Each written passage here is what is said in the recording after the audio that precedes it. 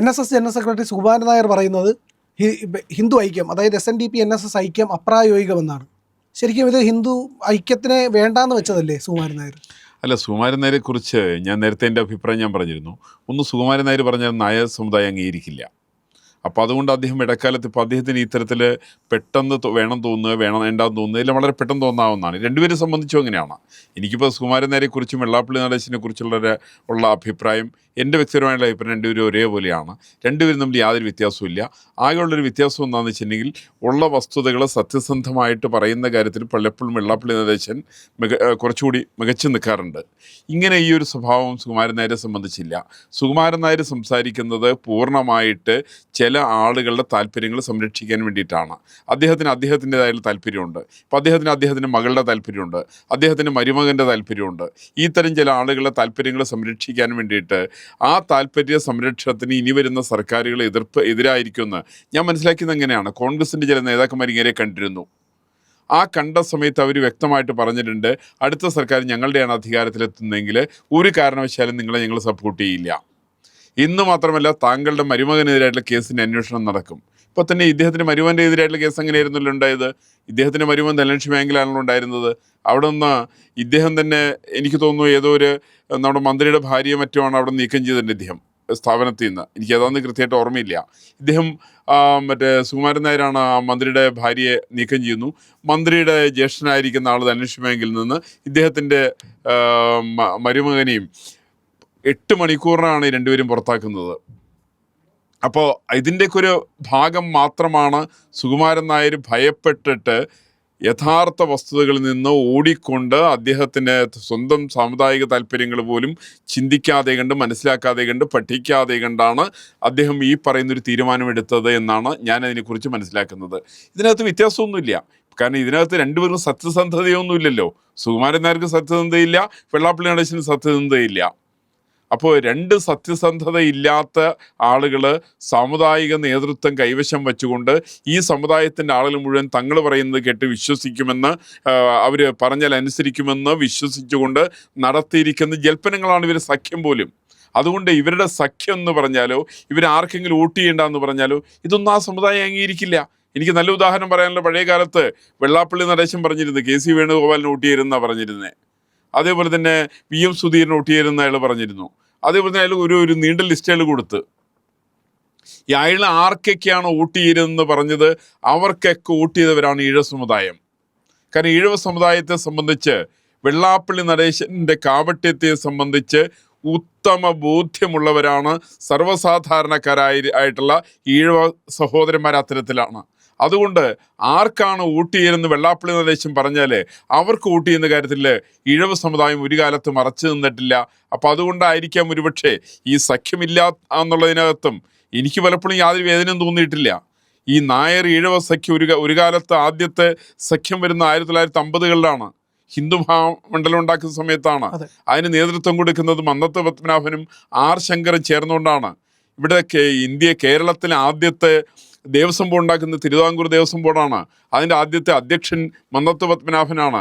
അതിൻ്റെ സെക്രട്ടറി ആയിട്ടുള്ള ആൾ R ശങ്കറായിരുന്നു. ഇവർ തമ്മിൽ സഖ്യം ഉണ്ടാക്കിയ സമയത്ത് ഇവർക്കൊരു നേരായിട്ടുള്ള കാഴ്ചപ്പാട് ഇവർക്കുണ്ടായിരുന്നു. ഒരു സത്യസന്ധമായിട്ടുള്ള നിലപാട് അവരെ സംബന്ധിച്ചുണ്ടായിരുന്നു. ഈ നിലപാടിൻ്റെ അടിസ്ഥാനത്തിൽ ഒരു ഹൈന്ദവ ഐക്യം വേണമെന്നുള്ള തോന്നൽ മന്നത്ത് പത്മനാഭനും R ശങ്കരനും ഉണ്ടായ സമയത്താണ് അവർ ഒന്നിച്ചു നിന്നത്. അവർ കൺവിൻസിങ് ആണ് സബ്ജക്റ്റിനകത്ത്. ഇന്ന് മാത്രമല്ല, ഇപ്പോൾ ഒന്ന് ആലോചിച്ച് നോക്ക്, മന്നത്ത് പത്മനാഭന് ശേഷം ഒരു സ്ഥാപനം ഒരു സുകുമാരൻ നായരായിട്ട് ആരംഭിച്ചിട്ടുണ്ടോ? ഒരൊറ്റ സ്ഥാപനം അയാൾ ആരംഭിച്ചിട്ടില്ല. ഇന്ന് മാത്രം ഉള്ള സ്ഥാപനങ്ങൾ മുഴുവൻ അടച്ചുപൂട്ടി കെട്ടലാണ് അദ്ദേഹത്തിൻ്റെ പ്രധാനപ്പെട്ട പരിപാടി. അദ്ദേഹം സ്വന്തമായിട്ട് സ്ഥാപനം ആരംഭിച്ചിട്ടില്ല.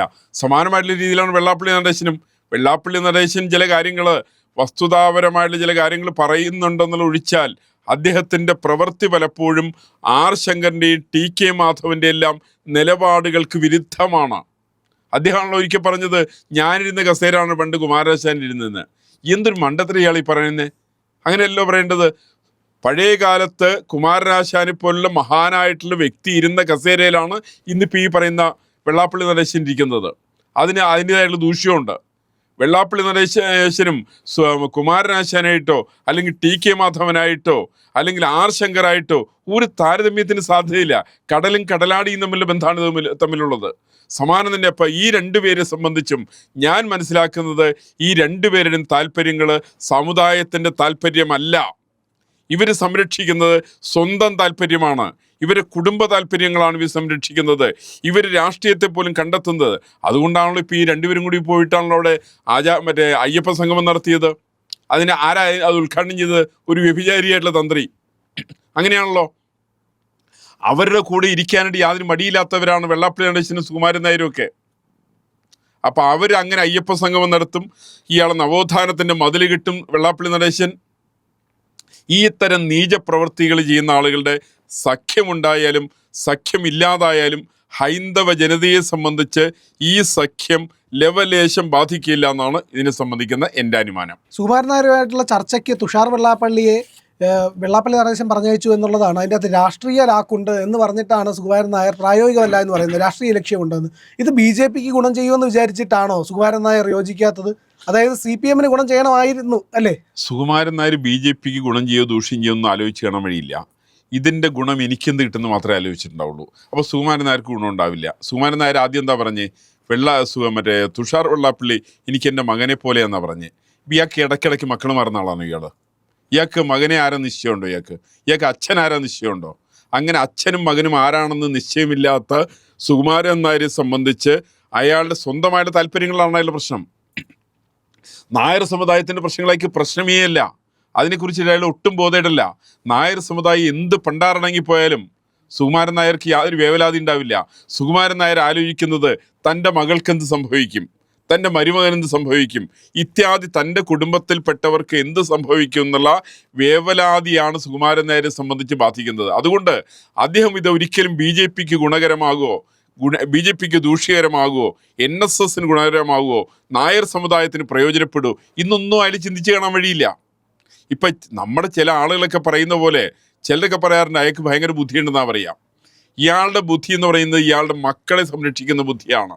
ഈ മക്കളെ സംരക്ഷിക്കുന്ന ബുദ്ധി എന്നുള്ളതിൻ്റെ അപ്പുറത്ത് സമുദായത്തിൻ്റെ യാതൊരു നേട്ടങ്ങളും ഇയാളുടെ അജണ്ടയിൽ ഇല്ല എന്നുള്ളതിനെ സംബന്ധിച്ച് എനിക്കൊരു സംശയമില്ല. ശരിക്കും ഈ NSS SNDP ഐക്യം ഉണ്ടായിക്കഴിഞ്ഞാൽ അത് ഹിന്ദു സമുദായത്തിൻ്റെ ഒരു ഗുണമായി മാറി അത് BJPക്ക് വോട്ടാകും എന്നുള്ളതും ഇവരെ ബാധിക്കുന്ന ഒരു പ്രശ്നമായിട്ട് തോന്നുന്നുണ്ടോ? അല്ല, അങ്ങനെ തോന്നുന്നില്ല. കാരണം ഇപ്പോൾ BJP എന്നുള്ള ഇവരുടെ ചിത്രത്തിലുണ്ടാവില്ല. കാരണം ഇപ്പോൾ വെള്ളാപ്പള്ളി നടേശന് BJP ഉണ്ടോ? BJP ഇല്ല അയാളെ സംബന്ധിച്ച്. അയാൾക്ക് BDJS ഇല്ല, അയാളുടെ മകനെ സംബന്ധിച്ചും ഇല്ല.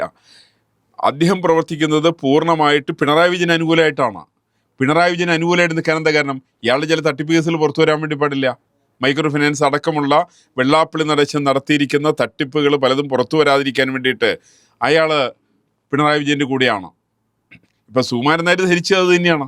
ഇവർ രണ്ടുപേരും ധാരണ ഒന്ന് തന്നെയാണ്. അവർ രണ്ടുപേരും ധരിച്ചത് അടുത്ത തെരഞ്ഞെടുപ്പിനകത്ത് വീണ്ടും LDF വന്നാലേ ഞങ്ങൾക്ക് എതിരായിട്ട് പ്രശ്നമൊന്നും ഉണ്ടാവരുത്, ഞങ്ങൾക്ക് സ്ഥാപനം വേണ്ട. കാരണം ഒന്ന് ആലോചിച്ച് നോക്കുക, സുകുമാരൻ നായർക്ക് കിട്ടിയ സ്ഥാപനമാണ് പുഷ്പഗിരി കോളേജ്, മെഡിക്കൽ കോളേജ്. അത് ആർക്ക് കൊടുത്തേ? അത് ക്രൈസ്തവർക്ക് പണയപ്പെടുത്തിയ ഇയാളല്ലേ. അതേപോലെ തന്നെയല്ലേ വെള്ളാപ്പള്ളി നടേശനും. വെള്ളാപ്പള്ളി നടേശൻ ഈ ഈഴവ സമുദായത്തിൻ്റെ ഉന്നമനത്തിന് വേണ്ടിയിട്ട് എന്ത് ചെയ്തു എന്നുള്ളത് എനിക്ക് യാതൊന്നും മനസ്സിലാവുന്നില്ല. ആകെ മനസ്സിലാവുന്ന വസ്തുത അയാളുടെ കുടുംബത്തിന് വേണ്ടി പ്രവർത്തിക്കുന്നു. ഇരുവരും പ്രവർത്തിക്കുന്ന കുടുംബത്തിന് വേണ്ടിയിട്ടാണ്. സാധാരണ ഇതിൽ പറയാറുണ്ട് കുമാരനാശാനെ പോലെയുള്ള, മന്നത്ത് പത്മനാഭനെ പോലെയുള്ള, കേളപ്പനെ പോലെയുള്ള ഉന്നതന്മാരായിരിക്കുന്ന ആളുകൾ ഇരുന്ന കസേരയിൽ, അവരിരുന്ന കസേരയിൽ ഈ പറയുന്ന ആളുകൾ ഇരിക്കുമ്പോൾ, സുകുമാരൻ നായരും വെള്ളാപ്പള്ളി നടേശനിലേക്ക് ഇരിക്കുമ്പോൾ എനിക്ക് തോന്നുന്നത് ആ കസേരയുടെ വലിപ്പം കുറഞ്ഞു പോയി എന്നാണ്. അപ്പോൾ അതുകൊണ്ട് ഈ കുറഞ്ഞ കസേരയിലല്ല കുമാരനാശാൻ ഇരുന്നത് എന്ന തിരിച്ചറിവ് വെള്ളാപ്പള്ളിക്ക് ആവശ്യമാണ്. കാരണം കുമാരനാശാൻ ഇരിക്കുമ്പോൾ ആ കസേരയ്ക്കൊരു വലിപ്പമുണ്ട്. വെള്ളാപ്പള്ളി ഇരിക്കുമ്പോൾ കസേരയ്ക്ക് വലിപ്പമില്ല. മന്നത്ത് പത്മനാഭൻ ഇരിക്കുന്ന സമയത്തും കേളപ്പൻ ഇരിക്കുന്ന സമയത്തും കസേരയ്ക്ക് വലിപ്പമുണ്ട്. ഈ വലിപ്പം ഇദ്ദേഹം ഇരിക്കുന്ന സമയത്തില്ല, സുകുമാരൻ നായർ ഇരിക്കുന്ന സമയത്തില്ല. സുകുമാരൻ നായർ നോട്ടവും പ്രകൃതിയും പ്രവൃത്തിയും എല്ലാം കാണുന്ന സമയത്ത് സ്വന്തം കുടുംബ താല്പര്യങ്ങളുടെ സംരക്ഷണം തന്നെയാണ് ഇരുവരെയും, വെള്ളാപ്പള്ളി നടേശനെയും സുകുമാരൻ നായരെയും നയിക്കുന്നത് എന്നുള്ള കാര്യത്തിൽ എനിക്കൊരു സംശയവുമില്ല. അതുകൊണ്ട് തന്നെ സമുദായത്തിൻ്റെ താല്പര്യങ്ങൾ ഇവരും തമ്മിലുള്ള ബന്ധം കടലും കടലാടിയും തമ്മിലുള്ള ബന്ധമാണ് എന്നുള്ളത് എനിക്ക് ഒരു വട്ടം കൂടി അരക്കിട്ടുറപ്പിക്കാൻ വേണ്ടി സാധിക്കും എന്നുള്ളതാണ് ഇതിൽ കൂടി വ്യക്തമാകുന്നത്. പ്രിയപ്പെട്ട പ്രേക്ഷകരെ, നിങ്ങൾ ഇന്ത്യ ലൈവിന് നൽകുന്ന പിന്തുണയ്ക്ക് നന്ദി. ചാനൽ സബ്സ്ക്രൈബ് ചെയ്യുക. സബ്സ്ക്രൈബ് ചെയ്യാനായിട്ട് ഇന്ത്യ ലൈവിൻ്റെ ലോഗോയിൽ ക്ലിക്ക് ചെയ്യുക, ചാനലിനുള്ളിലേക്ക് പ്രവേശിക്കുക, അവിടെ സബ്സ്ക്രിപ്ഷൻ ബട്ടൺ അമർത്തുക, ഒപ്പം ബെല്ലൈക്കൺ കൂടി അമർത്തിയാൽ നിങ്ങൾക്ക് കൃത്യമായി നോട്ടിഫിക്കേഷൻ ലഭിക്കും. ചാനലിലെ വീഡിയോകൾ ലൈക്ക് ചെയ്യുക, കമൻറ്റ് ചെയ്യുക, ഷെയർ ചെയ്യുക, മറ്റുള്ളവരോട് സബ്സ്ക്രൈബ് ചെയ്യാൻ പറയുക.